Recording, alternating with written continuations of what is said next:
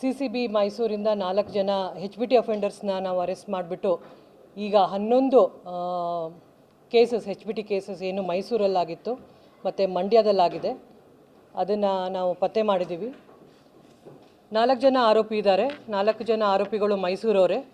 4 ಜನ ಆರೋಪಿ ಟೋಟಲ್ ಅವ್ರ ಮೇಲೆ 74 ಕೇಸಿದೆ. ಮೊದಲನೇ ಆರೋಪಿ ಮೇಲೆ 36 ಕೇಸಿದೆ, ಎರಡನೇ ಆರೋಪಿ ಮೇಲೆ 17, ಮೂರನೇ ಆರೋಪಿ ಮೇಲೆ 18, ನಾಲ್ಕನೇ ಅವನ ಮೇಲೆ 3. ಸೊ ಮೊದಲನೇ ಆರೋಪಿ ಏನಿದ್ದಾನೆ ಅವನು ಮೇನ್ ಆರೋಪಿ.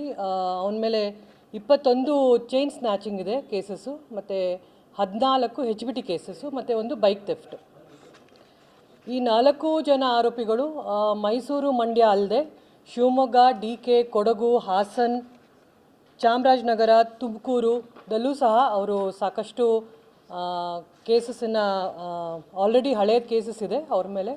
ಸೊ 4 ಜನ ಆರೋಪಿಯಿಂದ 74 ಕೇಸಲ್ಲಿ ಇರೋದ್ರಲ್ಲಿ ಈಗ ಪ್ರೆಸೆಂಟ್ ಏನು 11 ಕೇಸ್ ಇದೆ ಅದರಲ್ಲಿ ನಾವು 551 ಗ್ರಾಮ್ ಗೋಲ್ಡ್, 1 kg 400 ಗ್ರಾಮ್ ಬೆಳ್ಳಿ, ಮತ್ತು 2 pistol, country made pistol, vehicle car 3, ಮತ್ತು ಮೊಬೈಲು ಮತ್ತು ಬೈಕನ್ನು ರಿಕವರಿ ಮಾಡಿದ್ದೀವಿ. ಸೊ ಇದು ಮೊದಲನೇ ಆರೋಪಿ ಏನಿದ್ದಾನೆ, ಈಸ್ ಅ ಮೇನ್ ಲೀಡರ್. ಅವನು ಗ್ರೂಪ್ ಕಟ್ಕೊಂಡು ಫಸ್ಟು ಬೈಕ್ ಥೆಫ್ಟ್ ಮಾಡೋದು, ಬೈಕ್ ಥೆಫ್ಟ್ ಆದಮೇಲೆ ಅವ್ರಿಗೆ ಯಾವುದು ಕಂಫರ್ಟಬಲ್ ಆಗುತ್ತೆ ಚೈನ್ ಸ್ನ್ಯಾಚಿಂಗ್ ಅಥವಾ HBTನ ಮಾಡ್ತಾಯಿದ್ರು. ಸೊ ಇವರು ಇದರಲ್ಲಿ ಏನು ಮೂರನೇ ಆರೋಪಿ ಇದ್ದಾನೆ ಅವನು ಗಾಂಜಾ ಪೆಡ್ಲರ್ ಕೂಡ. ಅವನಿಂದ ನಾವು 4 kg ಗಾಂಜಾನು ಸಹ ರಿಕವರಿ ಮಾಡಿದ್ದೀವಿ. ಇವರು 27ನೇ ತಾರೀಕು ಏಪ್ರಿಲ್ದಿಂದ ಮೈಸೂರು ಜೈಲಿಂದ ಹೊರಗಡೆ ರಿಲೀಸ್ ಆಗಿರ್ತಾರೆ. ರಿಲೀಸ್ ಆದಮೇಲೆ 11 ಕೇಸನ್ನು ಇವರು ಮಾಡಿರೋದು.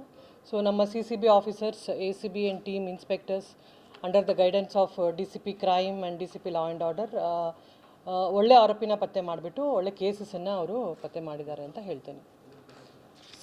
ಎರಡನೇದಾಗಿ ನಾವು ಲಾಸ್ಟ್ 24 ಡೇಸ್ ಅಂದರೆ 1 ಮಂತಲ್ಲಿ ಒಂದು ಡ್ರೈವ್ ಅಂತ ಮಾಡಿ NDPS ಕೇಸಸ್ ಬಗ್ಗೆ ಗಾಂಜಾ ಮತ್ತು ಬೇರೆ ರೀತಿ ಯಾವುದೇ ನಾರ್ಕೋಟಿಕ್ ಸಬ್ಸ್ಟೆನ್ಸ್ ಇರ್ಬೋದು ಅದನ್ನು ಒಂದು ಡ್ರೈವ್ ಅಂತ ಮಾಡಿ ಟೋಟಲ್ 19 ಕೇಸಸನ್ನು ರಿಜಿಸ್ಟರ್ ಮಾಡಿದ್ದೀವಿ. ಟೋಟಲ್ ಅದರಲ್ಲಿ 19 ಕೇಸಸಲ್ಲಿ 37 ಜನ ಅಕ್ಯೂಸ್ಡ್ ಒರಿಸ್ಸಾ, ಆಂಧ್ರ, ಬ್ಯಾಂಗ್ಳೂರು ಮತ್ತು ಮೈಸೂರವರಿದ್ದಾರೆ. ಅವರಿಂದ ನಾವು 41 kg ಗಾಂಜಾ ಮತ್ತು 11 ಗ್ರಾಮ್ MDMA ಸಹ ರಿಕವರಿ ಮಾಡಿದ್ದೀವಿ. ಇದು ಸಹ ಒಳ್ಳೆಯ ರಿಕವರಿ, ಬಟ್ ನಾವು ಇನ್ನೂ ಕಂಟಿನ್ಯೂ ಮಾಡ್ತೀವಿ. ಸೊ ಏನು ಮೈಸೂರು ಸಿಟಿಯಲ್ಲಿ ಏನು ಗಾಂಜಾ ಆಗಲಿ ಬೇರೆ ಯಾವುದೇ ರೀತಿ ಇರಲಾರ್ದಂಗೆ ಒಂದು ಡ್ರೈವ್ ಮಾಡಿ ಅವರ ಡ್ರೈವ್ ಅಗೇನೆಸ್ಟ್ ನೋ ಡ್ರಗ್ ಸಿಟಿನ ಇನ್ನೂ ಕಂಟಿನ್ಯೂ ಮಾಡ್ತಾಯಿದ್ದೀವಿ.